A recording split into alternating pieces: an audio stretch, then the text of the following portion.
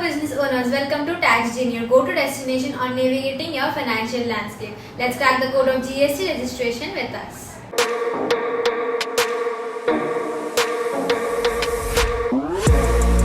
आप एक small business owner हैं एंड जीएसटी के कंप्लायंसेस से परेशान हैं तो आपने एकदम करेक्ट वीडियो पे क्लिक किया है। आज हम इस वीडियो में जीएसटी कंपोजिशन स्कीम के बारे में डिस्कस करने वाले हैं। कॉम्पोजिशन स्कीम जीएसटी के तहत एक सरल और आसान योजना है।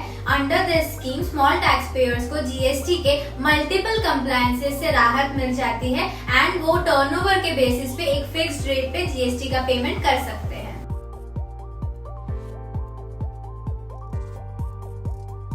अगर आप कंपोजिशन स्कीम में ऑप्ट करना चाहते हैं तो उसकी भी कुछ लिमिट सेट कर दी है गवर्नमेंट ने। जैसे अगर आप सिर्फ गुड्स का सप्लाई करते हैं तो आपका टर्नओवर 1.5 करोड़ से नीचे होना चाहिए और नॉर्थ ईस्टर्न स्टेट्स या फिर हिमाचल प्रदेश से अगर आप बिलोंग करते हैं तो आपका टर्नओवर 75 लाख तक ही होना चाहिए। As a supplier of goods अगर आप कंपोजिशन स्कीम में आने के बाद सप्लाई ऑफ सर्विसेज भी करना चाहते हैं तो इसके लिए भी एक लिमिट सेट कर दी है गवर्नमेंट ने। आप अपने टर्नओवर का 10% या फिर 5 लाख दोनों में से जो भी अमाउंट हायर है उतने ही लिमिट तक का सप्लाई ऑफ सर्विसेज कर सकते हैं। और अगर आप सिर्फ सप्लाई ऑफ सर्विसेज में इन्वॉल्व हैं एंड कंपोजिशन स्कीम में ऑप्ट करना चाहते हैं तो आपके टर्नओवर का लिमिट इज 50 लाख। मतलब 50 लाख से ज्यादा टर्नओवर हुआ तो आप कंपोजिशन स्कीम में अप्लाई नहीं कर सकते।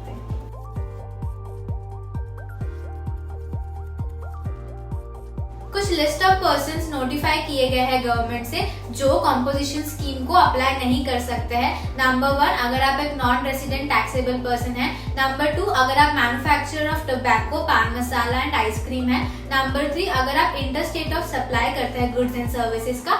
नंबर 4, अगर आप एक कैजुअल टैक्सेबल पर्सन हैं।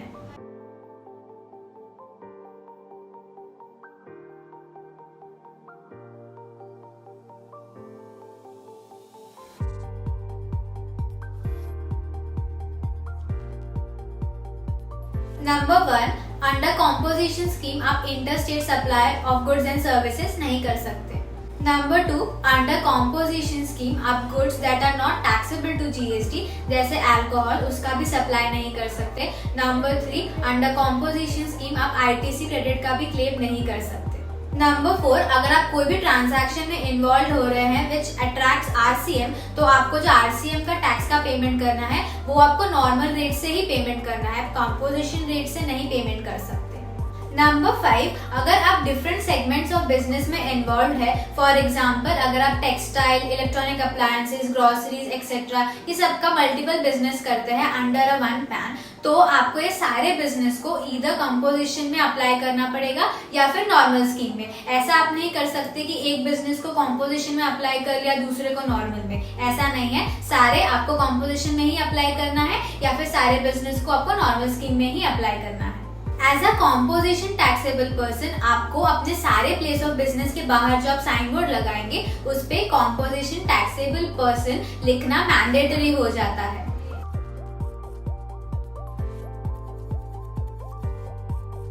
एज अ कॉम्पोजिशन डीलर आप टैक्स इनवॉइस रेज नहीं कर सकते क्योंकि अंडर कॉम्पोजिशन स्कीम आप अपने कस्टमर से टैक्स चार्ज नहीं कर सकते।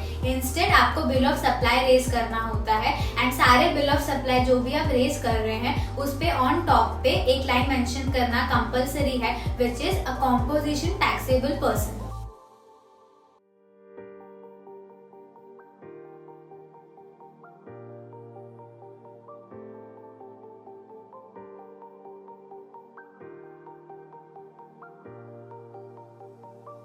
कॉम्पोजिशन स्कीम ना स्मॉल बिजनेस ओनर्स के लिए काफी फायदेमंद होता है क्योंकि जीएसटी के मल्टीपल कंप्लायंसेस होते हैं जिसकी वजह से स्मॉल टैक्स पेयर्स परेशान हो जाते हैं। लेकिन कॉम्पोजिशन स्कीम में यही कंप्लायंसेस को लेस कर दिया गया है। ऑल्सो बिजनेस की लिक्विडिटी हाईली मेंटेन रहती है क्योंकि टैक्स के रेट भी मिनिमम होते हैं एंड आपकी टैक्स लायबिलिटी भी बहुत हद तक रिड्यूस हो जाती है।